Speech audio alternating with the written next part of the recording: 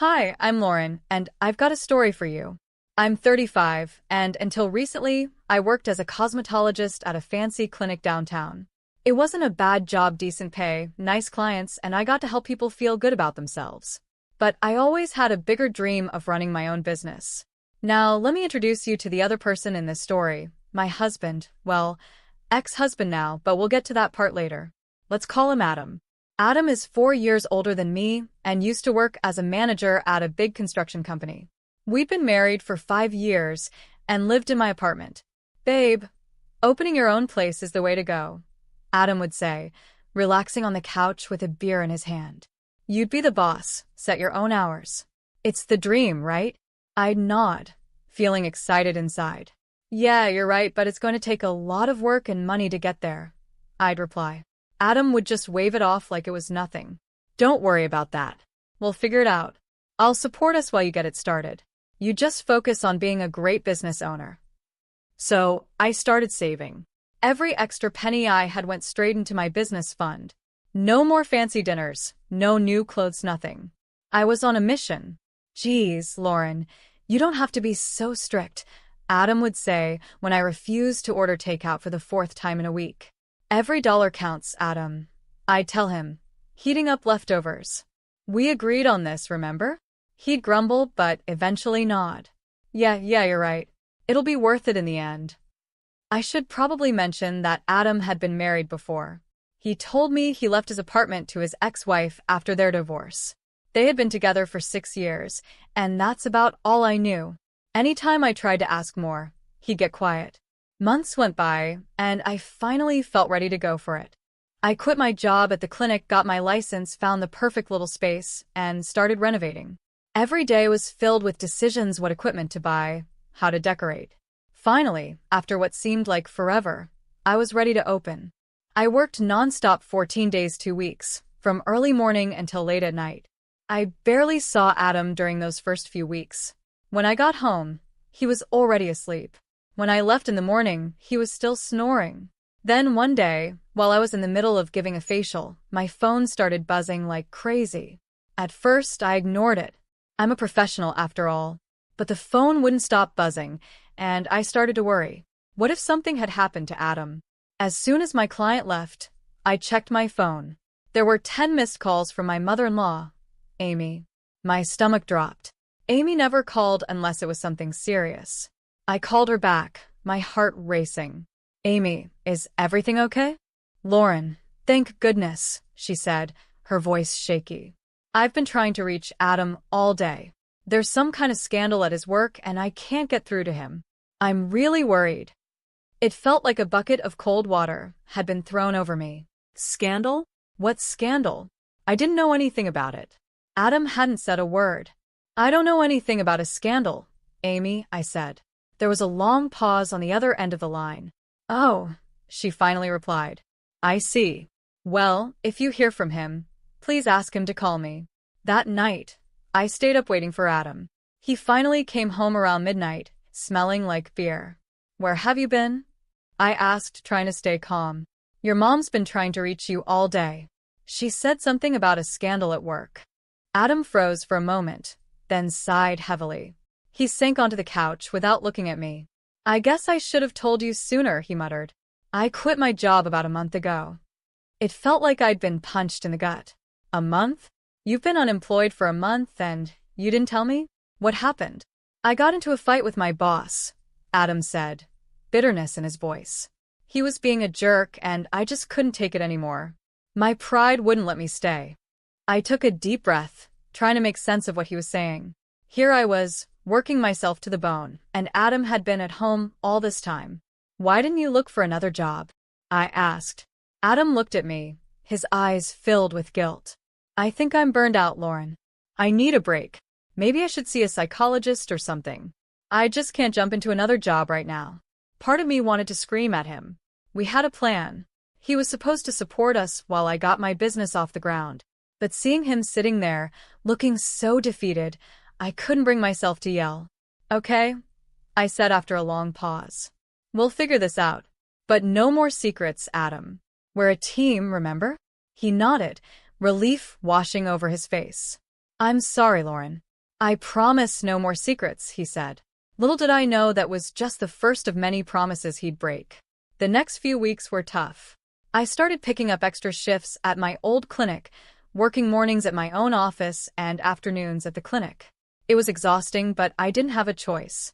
We had bills to pay, and I still had a loan to repay for the office.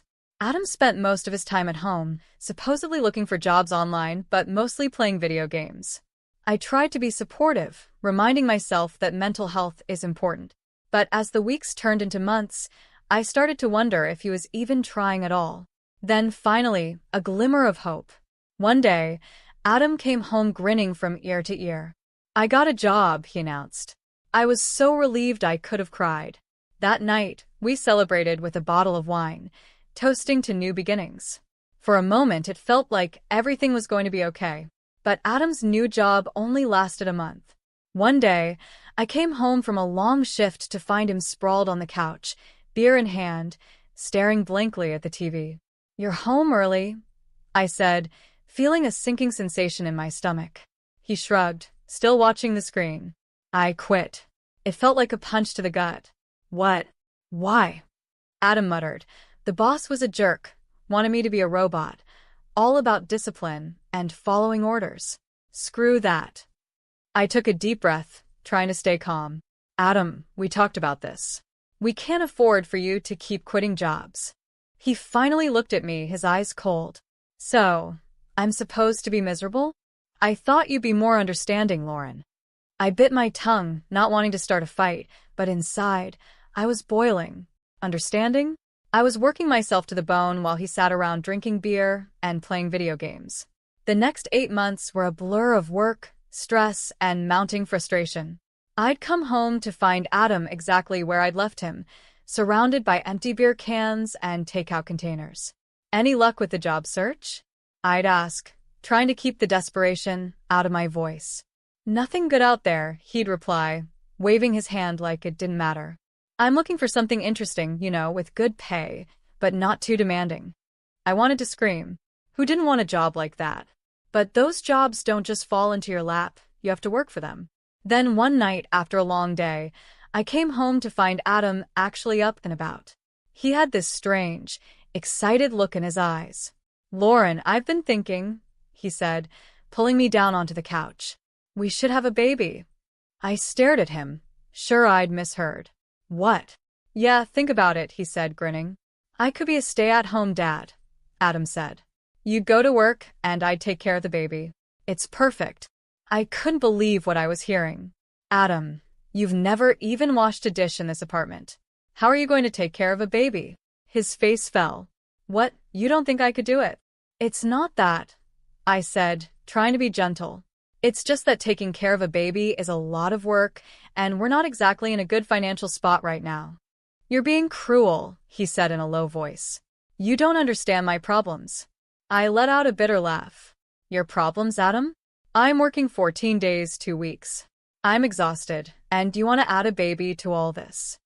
He stormed off, slamming the bedroom door behind him. I sat on the couch with my head in my hands, wondering how we had gotten to this point. It all started with the video games. At first, I didn't think much of it. Everyone needs a hobby, right? But then I noticed our joint bank account was losing money fast. "Adam," I said one evening, trying to stay calm, "did you buy another game? And did you upgrade your computer?" He didn't even look away from the screen. "Yeah, so what?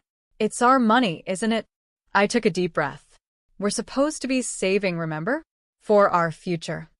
He paused the game and turned to me, acting all innocent. "Babe, it's an investment in my leisure time, Don't worry, I'll pay it all back when I get a job." That was the last straw. The next day, I closed our joint account and stopped giving Adam any more money. If he wanted to act like a child, fine, but I wasn't going to be his personal ATM anymore. I thought that would solve things. Boy, was I wrong. The fight started almost right away. Adam would stomp around the apartment, slamming doors and muttering under his breath. "You don't respect me," he'd yell. "You're trying to control me." I try to stay calm. "Adam, I'm just trying to keep us afloat. We can't keep spending money we don't have." He stormed off again, leaving me standing in the kitchen, wondering how we ended up like this. Days went by, and Adam didn't lift a finger around the apartment. Dishes piled up in the sink, laundry overflowed from the hamper, and takeout containers were scattered everywhere.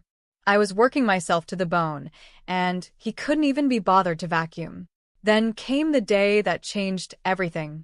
I got home early from work, my head pounding with a migraine. As I approached our apartment door, I heard Adam's voice coming through the open window. "Yeah, Mom, I need a new suit for this great new job," he was saying. "Could you lend me some money? I'll pay you back as soon as I get my first paycheck." I froze, my hand on the doorknob. New job? What new job? I burst into the apartment, startling Adam so much he dropped his phone. "What new job, Adam?" I demanded. He stammered, trying to come up with a lie, but I had caught him red-handed. "You are going to take money from your parents for a job that doesn't even exist?" I was shaking with anger. "I was going to tell you," he mumbled. "Tell me what? That you're a liar? That you'd rather take money from your parents than get up and find a real job?" What followed was a huge fight. We yelled, we cried, and said things we couldn't take back. In the end, Adam grabbed a bag and stormed out, saying he was going to stay with his parents for a while. As the door slammed behind him, I sank to the floor, my head in my hands. I had my own business. I was driven. I was successful, yet here I was, married to a man who seemed determined to drag us both down. The days after Adam left were strange. I kept expecting him to come back, full of apologies and promises to do better. But as one day turned into one, then two, and then a week, there was nothing. No calls, no texts, not even a lousy email. Part of me was relieved. The apartment was peaceful, no more walking on eggshells, no more cleaning up after a grown man who acted like a teenager. But another part of me was worried. What if something had happened to him? Just when I was thinking about calling his parents, my phone rang. Adam's name flashed on the screen. I answered, my heart pounding. "Adam, where are you? Are you okay?" His voice was cheerful. "Hey, babe. Guess where I am? Miami. Can you believe it? Mom always wanted to come here, so we decided to make it a family trip. It's amazing." It felt like a punch to the gut. Miami? While I had been here, worrying about him. "What do you mean, we decided?" I asked, my voice tight. "When did you decide this?" "Oh, it was kind of a last-minute thing," he said, sounding casual. "I told Mom and Dad about my great new job offer, and we thought, why not celebrate?" I gripped the phone so hard my knuckles turned white. "What job offer, Adam? We both know there isn't one." There was a pause. Then Adam's voice came back, quieter this time. "Look, what they don't know won't hurt them, right? We're having a great time. I'll find a job when we get back, I promise." "And how exactly are you paying for all this?" I asked, fearing the answer. "Oh, don't worry about that," he said, his voice brightening again. I borrowed a couple of your credit cards. But don't freak out. I'll bring you back a magnet or something, okay? Have a great weekend." And then he hung up, just like that. I stood there, staring at my phone, feeling like my entire world was falling apart. The man I had married had stolen my credit cards to fund a vacation based on a lie. Something inside me snapped. I was done. No more second chances, no more excuses. With shaking hands, I opened my banking app and blocked every one of my cards. Then I called a locksmith. "I need my locks changed," I said, my voice steady. "Today. As soon as possible." The locksmith came and went, and I was left alone in an apartment that suddenly felt too big, too empty. But I wasn't finished yet. I grabbed my phone and made one more call to a divorce lawyer. Later that day, as I sat in the lawyer's office, I felt a strange mix of emotions: sadness, anger, fear, but also relief. Signing those divorce papers was the first step in taking back control of my life. That evening, I was settling in for a quiet night at home, the first in what felt like forever, when my phone started buzzing. Adam's name flashed on the screen. I took a deep breath and answered. "Lauren, thank God you picked up." Adam's voice was frantic. "Something's wrong with the cards, they're not working. We can't pay for anything." I could hear the panic in his voice, but I felt surprisingly calm. "That's because I blocked them, Adam." There was stunned silence on the other end then. "You what? Why would you do that?" Because they're my cards, Adam. I didn't give you permission to use them. But we're stranded here. Mom and Dad are freaking out. You have to unblock them. I could hear the desperation, but I stayed firm. No, I don't have to do anything. You got yourself into this mess. You can get yourself out. That's when he lost it. Are you kidding me? You're putting me in an impossible situation here. You're my wife. You're supposed to help me. Unblock the cards right now, or I swear to God, I'll divorce you. I burst out laughing, a deep, uncontrollable laugh that seemed to come from a part of me that had been locked away for too long. Oh, Adam, I said once I could speak again, you're a little late with that threat. Then I hung up.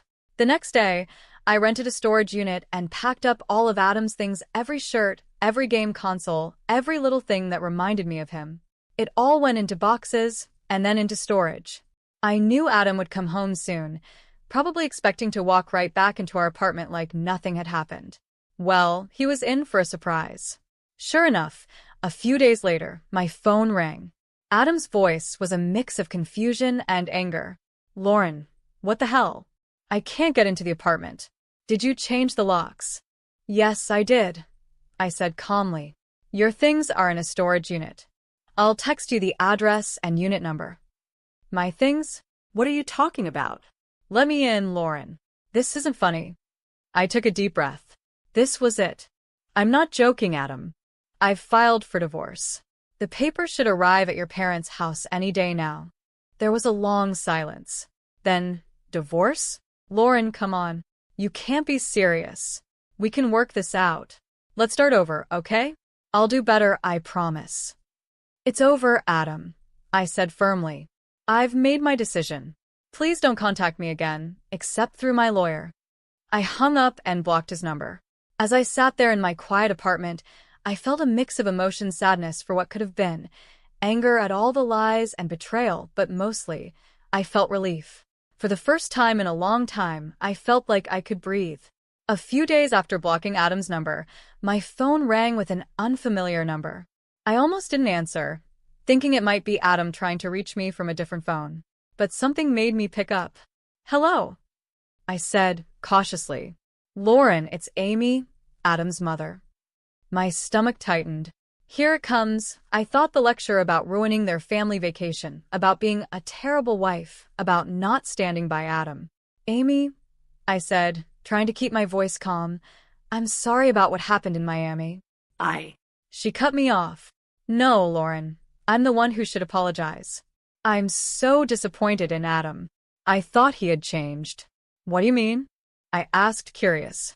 There was a long sigh on the other end of the line. Lauren, there's something you should know. Adam's first marriage, it didn't end because they grew apart, like he told you. His ex-wife left him because of his irresponsibility, his lying, his inability to keep a job, and his stealing. I felt like I had been hit with a wave of cold water. It felt like I'd been punched in the gut. He never told me. I know, Amy said softly. We hoped that living with you, seeing how hard-working and responsible you are, would inspire him to change, to grow up. Her voice trailed off, and I could hear the pain in it. I felt a wave of sympathy for her. She had been fooled just like I had. Amy, I'm so sorry, I said. I had no idea. No, Lauren, I'm sorry, she said, her voice firm. I'm sorry we didn't tell you the full truth from the start. I'm sorry we let you go through this, and I'm more sorry than I can express for what Adam has put you through. Tears welled up in my eyes. Thank you, I whispered. I want you to know, Amy continued, that when we found out the truth, how he had been lying to you for months, how he stole your credit cards, and how he deceived us about having a job, we kicked him out.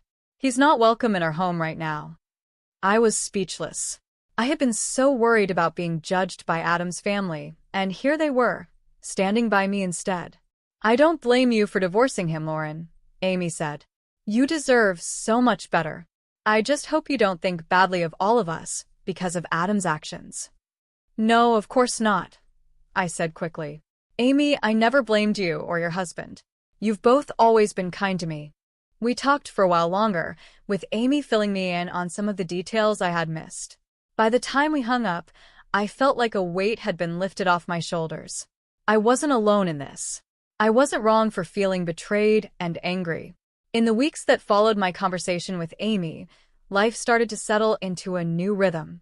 I threw myself into my work, finding comfort in the familiar routines of my cosmetology office.